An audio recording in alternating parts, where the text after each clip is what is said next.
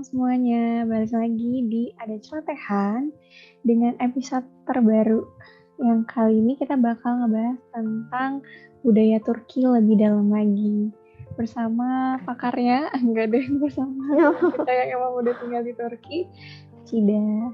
Tuh, apa kabar Cid? Udah kayak jadi narasumber ya.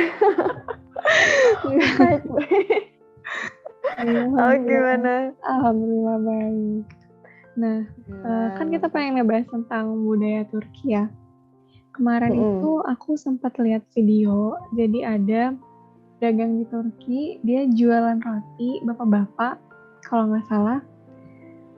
Jadi dia tuh kayak naruh rotinya secara gratis di tokonya itu, dan orang-orang tuh bebas gitu loh, Cip, mau ngambil.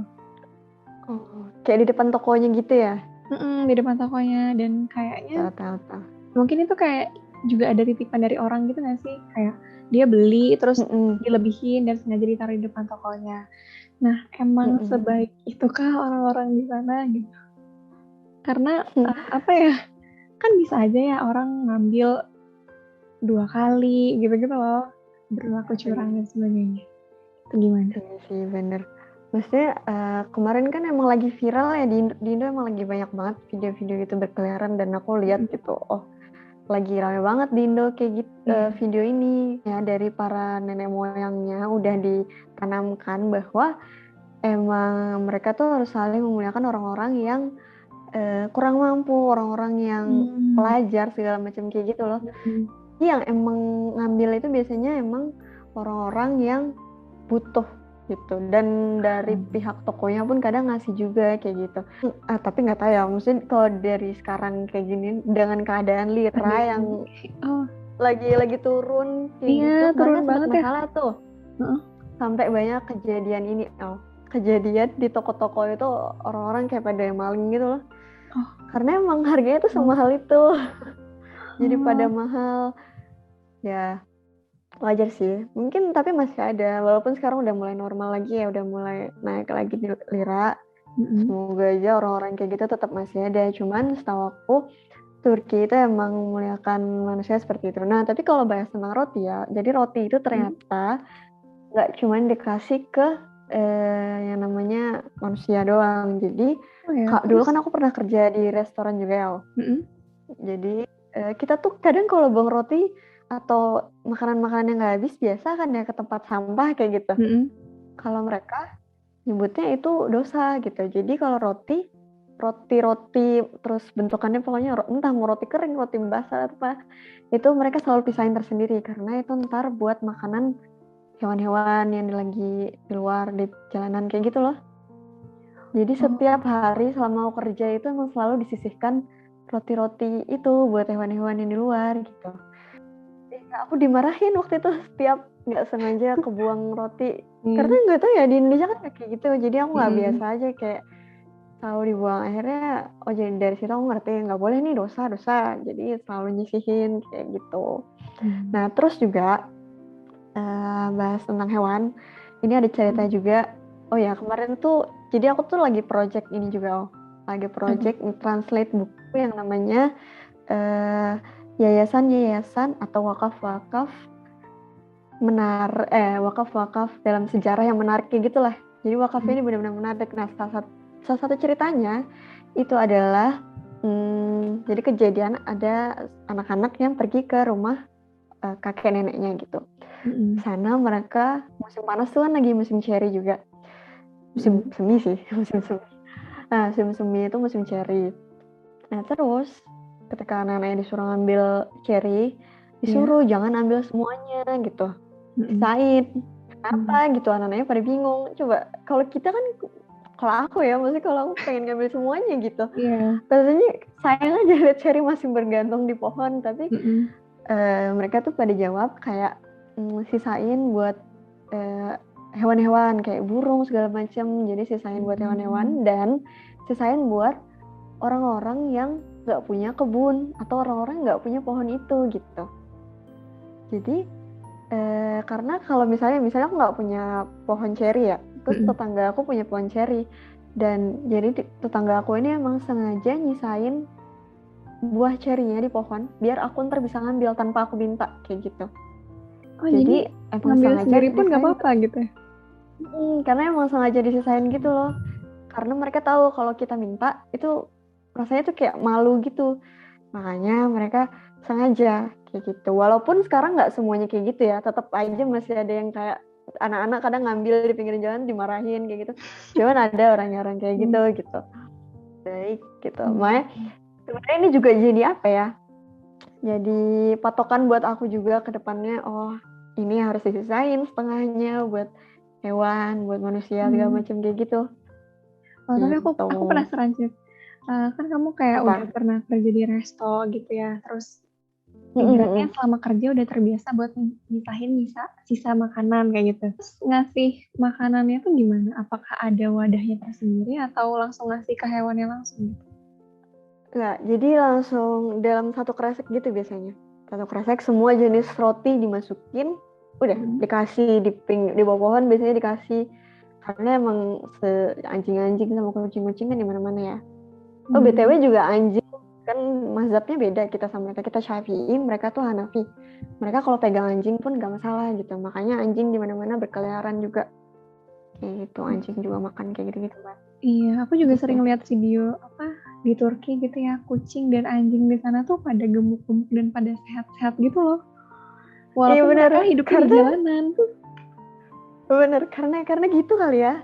Karena mau dikasih makan setiap ini. Bahkan aku kerja, karena kan di tempat yang beda lagi kerja. Kadang setiap habis selesai tuh disuruh ini ntar bawa ini ya, kan sampah ya otomatis. Sampahnya bawa ke bawah, ntar kasih makan buat anjing sama kucing kayak gitu. Buat hewan. Oh iya, ntar aku tinggal taruh, udah. Gitu doang. Gitu. Terus kok nggak salah di kota Istanbul ya, Istanbul kan terkenal. Istanbul itu ada ini kayak tempat apa sih? Kayaknya di Indo juga banyak sih tempat makan. Kalau kita ngasih 1 koin ke situ, jadi keluar makanannya gitu loh. Aduh, cuman di kota aku belum pernah lihat aku gitu. Ini menarik juga sih Mas, di daerah kampus aku. Jadi ada komunitas pencinta kucing di mana dia tuh ngerawat kucing-kucing yang ada di kampus gitu loh, Cid. Dia kasih makan. Wah, terus keren. Ya, di setiap fakultas tuh dia kasih makanan, dan dia juga open donasi buat teman-teman yang pengen ngebantu lah kucing ini berobat atau ngasih makannya. Oh iya. Nama Instagramnya kucing UNS. Nanti kita tahu di description loh. Tapi itu universitasnya cuma di UNS doang. Apa maksudnya nggak ada nggak sih di universitas lain? Kayak aku jarang banget denger ada kayak gitu.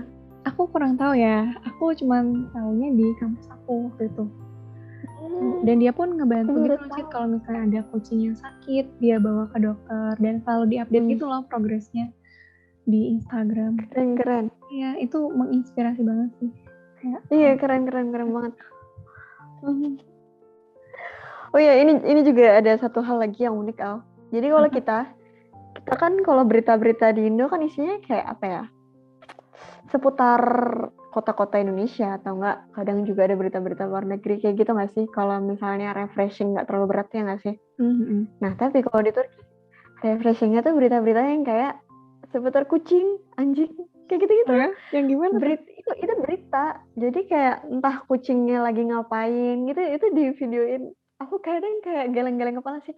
Wah, bisanya gitu.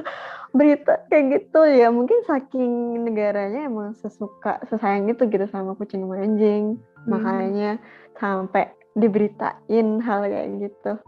Keren sih. Keren. Nah, selain Turki nih yang aku baca, ada 5 negara lainnya yang memiliki peraturan terbaik tentang kesejahteraan hewan. Itu ada Austria, terus ada Swiss, ada Britania Raya, Inggris, Wales, Skotlandia, dan Irlandia Utara. Terus ada Selandia Baru, terus yang terakhir ada Jerman. Gitu. Banyak juga ya ternyata. Bisa jadi contoh sih buat negara kita. Soalnya kasus kekerasan hewan di negara kita tuh cukup tinggi gitu berdasarkan data Asia for Animals Coalition. Jadi Indonesia menempati negara urutan pertama di dunia yang paling banyak mengunggah konten kekejaman terhadap hewan di media sosial. Dan ini aku juga baru aja tuh kemarin ngeliat video anjing disiksa sama majikannya. Gara-garanya tuh spesies, gara-gara dia ngeberantakin sapu lidi. Dan anjingnya tuh nggak ngelawan, anjingnya nggak ngegigit orang yang mukul dia. Sampai anjingnya akhirnya diselamatkan karena trauma banget dia, kasihan parah sih. Terus tau juga nggak sih yang ibu-ibu, nggak tahu sih dia ODGJ atau enggak, jadi dia tuh masukin kucing ke dalam kantong kresek, diikat dan dibawa sepanjang jalan gitu loh, Cit, sampai dia mati kucingnya. Hah, sampai mati? Ya. Masih teman-teman aku punya kucing. Kadang kucingnya suka main dalam kresek gitu memang. Jadi kadang emang sengaja dibawa pakai kresek. Tapi kalau itu sampai mati emang nggak parah sih. Dia diikat gitu loh, diikat dan dibiarin nggak bisa bernafas. Kasian lah. Sumpah, kok ada orang yang kayak gitu. Aku kan juga pernah cerita nih, kayak kamu sering dibantu sama dosen kamu, kayak gitu kan, tentang gimana survive di sana. Apakah memang orang Turki itu sebaik itu, nggak cuma sama hewan gitu, sama manusia pun? Selain hewan gitu, manusia kan juga dimuliakan gitu sama Turki, kayak yang aku udah bilang di awal. Nah tapi lebih spesifik lagi, pelajar juga dimuliakan, lebih dimuliakan kayak gitu. Kayak misalnya contohnya hal yang aku rasakan, salah satunya mereka tuh kayak melengkapi barang-barang para pelajar gitu. Misalnya kan orang Turki kan juga suka bertamu ya. Kayak kita bahas dari bertamu dulu kali ya. Jadi orang Turki kadang suka ngundang, misalnya kan aku baru kenal di jalan ya, dia minta nomor, terus dia sering ngundang makan gitu. Nah mungkin kalau kita di Indo malah takut nggak sih kalau kayak gitu, kita baru kenal. Aku juga takut, makanya aku kadang kalau ini juga nggak berani sendiri dan harus kayak kenal banget gitu, mungkin udah catatan berapa lama. Tapi emang karena Turki itu sesenang itu gitu sama yang namanya tamu gitu. Ada sebuah yayasan bahkan yang kayak melihat ada orang-orang yang jalan subuh gitu, terus mereka langsung manggil biar mereka tuh istirahat di rumah dia, kayak gitu, makan di rumah dia. Jadi emang semulia itu bisa sama tamu. Nah terus juga waktu itu kebetulan mereka lagi bertamu ke rumahku, kan gantian gitu ya. Bertamu ke rumah, nah mereka tuh kalau bertamu ke rumah udah tahu pelajar dan kita orang asing, jadi mereka tuh kayak pengen lihat barang-barang kita gitu. Ternyata setelah dilihat barang-barangnya, mereka itu mau buat mau ngisi kekurangan yang ada di rumah aku gitu loh bahasanya. Jadi kayak tapi maksudnya aku kan pelajar mungkin cuma kuliah 4-5 tahun kayak gitu. Jadi aku kayak ya udahlah, aku mau irit-irit aja hidupnya gitu. Aku mau ke lemari itu cuman ya dari koper aja cukup gitu, nggak perlu yang ribet-ribet. Terus kalau musim dingin kan harusnya pakai kasur yang agak tinggi lah. Tahu nggak sih misalkan kasur ada yang langsung di bawah gitu ya, tanpa ada ranjang. Apa sih bawahnya tuh loh? Iya, paham, kayak dipan gitu ya? Iya, dipan, nggak tahu lah biasanya dipan ya. Nah jadi aku tuh biasanya nggak pakai dipan gitu, jadi cukup udahlah mau dingin apa panas sudah segitu aja, nggak perlu macem-macem. Yang penting udah hidup sederhana aja, nggak usah repot-repot. Ternyata orang Turki lihat itu dibilang ntar kamu sakit segala macam gitu, akhirnya dibeliin kasur baru sampai bawahnya juga dipan itu dibeliin. Dan itu bukan buat aku doang, teman-teman aku pun dibeliin juga kayak gitu. Terus dibeliin lemari, dibeliin apa kayak gitu tuh. Kok bisa ya mereka sebaik itu? Terus juga di sini tuh juga banyak yayasan atau wakaf yang suka ngasih uang saku ke para pelajar kayak gitu.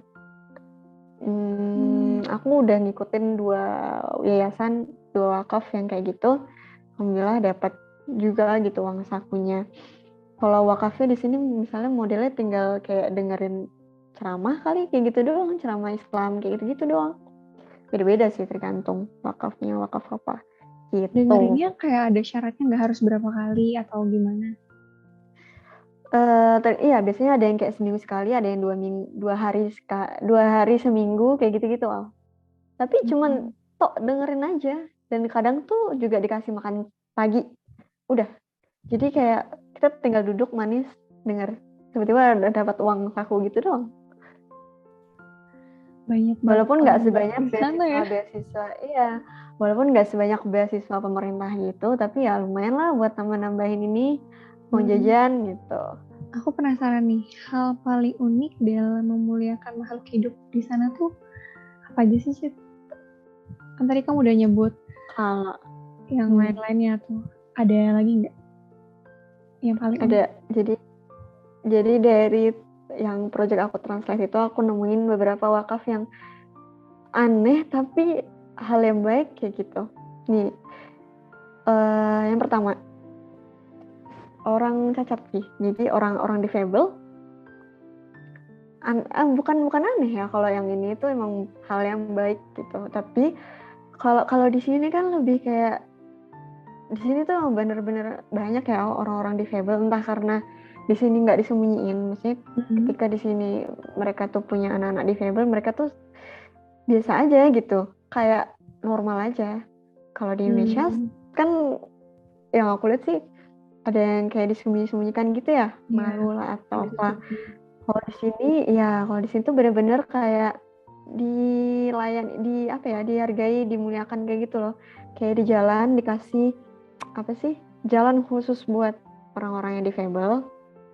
Terus ini aku shock banget pas aku taunya.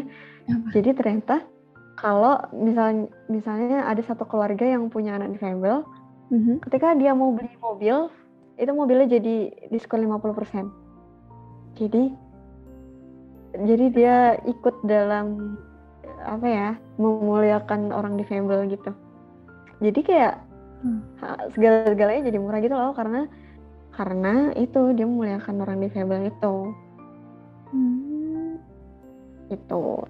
Terus apa lagi ya? Oh ya, tadi tuh aku sempat baca negara Nordic countries tuh kayak Norwegia dan lain-lain sama Swiss. Yang kayak aku tadi sebut juga, itu negara orang yang memiliki kompensasi tertinggi dalam orang-orang difabel gitu, ngasih ke orang-orang difabel. Jadi ternyata lebih dari Turki pun ada lagi negara-negara yang punya kompensasi lebih tinggi, dan itu keren sih. Swiss tadi udah disebut 2 kali ya, berarti. Iya, berarti dia memang memuliakan hidup juga ya di sana. Iya, bagus, keren. Tapi hidupnya mahal di sana ya. Iya. Nggak kuat. Terus ada satu lagi nih. Jadi ada wakaf yang membacakan Al-Quran untuk para tahanan dan mendoakan mereka agar cepat bebas dan dapat berkumpul kembali dengan anak-anak dan keluarga mereka. Di sini aku baru tahu kayak, oh tahanan didoain gitu ya. Aku tuh kayak, oh gitu ya. Jadi apa ya, bukannya kayak dicaci maki atau apa gitu tahanan, tapi kayak doain biar cepat bebas, biar balik di jalannya lagi. Tuh keren sih. Aku jadi kayak, oh aneh tapi keren. Nah terus yang terakhir ini hal yang baik juga, kayak jadi kan banyak tentara Turki ya yang kayak perang mungkin di mana sih, yang dia kan Turki kan suka bantu negara Suriah, negara samping-sampingnya gitu dalam perang.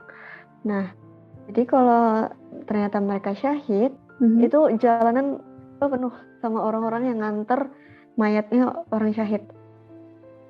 Oh, Masya Allah. Keren ya, Masya Allah banget. Aku kayak, wah iya sih, emang harusnya orang-orang syahid tuh dimuliakan banget kayak gitu. Bener banget. Gitu.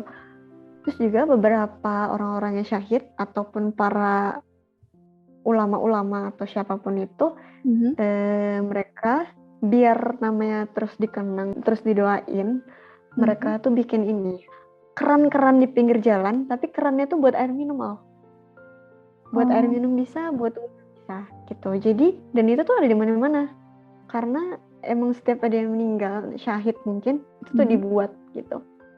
Jadi setiap orang yang minum di situ kan lumayan amal jariah ya. Iya. Amal jariah kayak gitu.